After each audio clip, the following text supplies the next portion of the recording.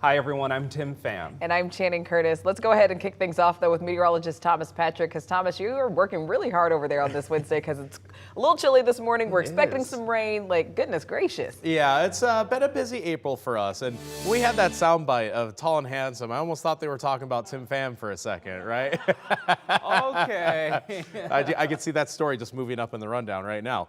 Yeah, Doppler radar right now showing actually quite clear skies over the inland northwest that has resulted in some chilly conditions. I'm a little curious to see what Doppler radar is trying to hint at here over Adams County and over Ritzville. So if you're in Ritzville, if you're seeing some snowflakes, let me know, because there's a little bit of a discrepancy between what Doppler radar is showing versus what the satellite is seeing. And there's not a lot in the way of cloud cover in this region. So that might be a bit of an anomaly, but we will keep an eye out for any reports nonetheless. It is chilly out there, 32 in Ritzville and Spokane, which is now up a couple degrees. Even in Deer Park, you have improved by 3 degrees in the past hour, so a step in the right direction thanks to a bit of sunshine early this morning. Today, we will get an update on the ongoing lawsuit between the city of Spokane and the Washington State Department of Transportation. So the lawsuit is over the I-90 homeless encampment. Last month, we told you a Spokane County judge officially declared the camp a chronic nuisance.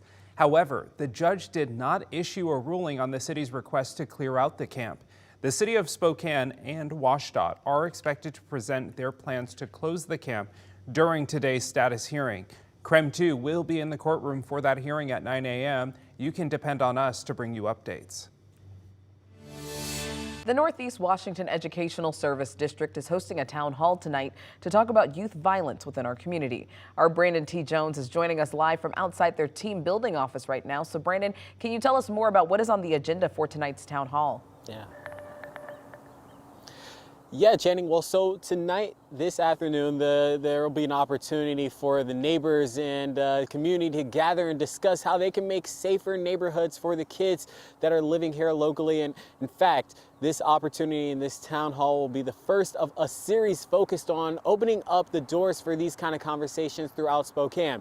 In 2020, ESD created the Safe Communities Partnership, which puts together programs like these town halls. Their goal is to reach the youth where they are and guide them to services such as gang prevention counseling, employment training, career development, and positive social and recreational spaces, just to name a few.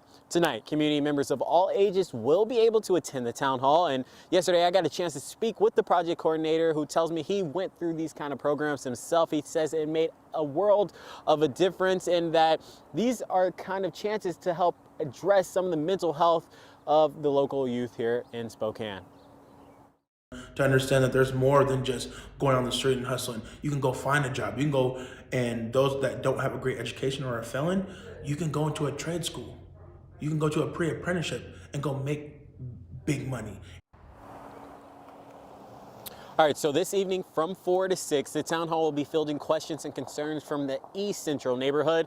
Thursday, April 27th, the town hall will be hosted for the West Central neighborhood. And then to wrap up this particular series, May 3rd, Northeast Spokane will get its own community town hall. ESD leaders say they're hopeful these type of events can reach the youth and also let them know that they're here to help support them and get through any adversity they may face. Reporting live in Spokane, Brandon T. Jones, KREM 2 News.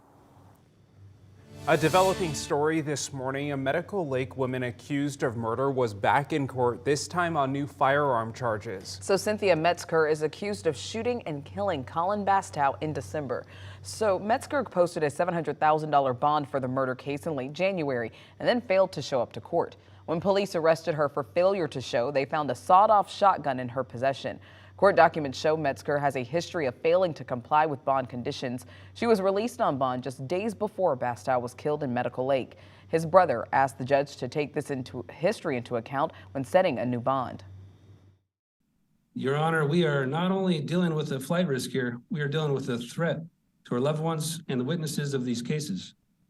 Just 4 months after December 23rd, when my brother was brutally murdered, the defendant was apprehended by federal marshals with a deadly weapon and driving without proper license.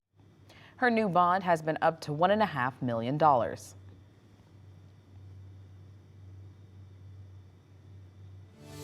Well, the Spokane NAACP responded to racist graffiti found on Eastern Washington's campus. The hateful message was written on a mirror in a dance studio used by the Black Student Union. The local chapter president says that more must be done to make sure that Black people in Eastern Washington are treated equally and respectfully. There's enough systemic proof to know that this is going to continue to be a problem, and that it is incumbent on us, and it's really our moral responsibility to now get in front of this instead of continuing to be behind it.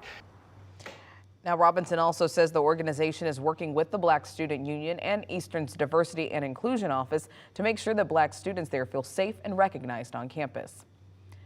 In the meantime, over on the west side of the state, police are still looking for the people responsible for vandalizing a Seattle synagogue with anti-Semitic messages. A rabbi found the Holocaust-denying graffiti on Monday morning.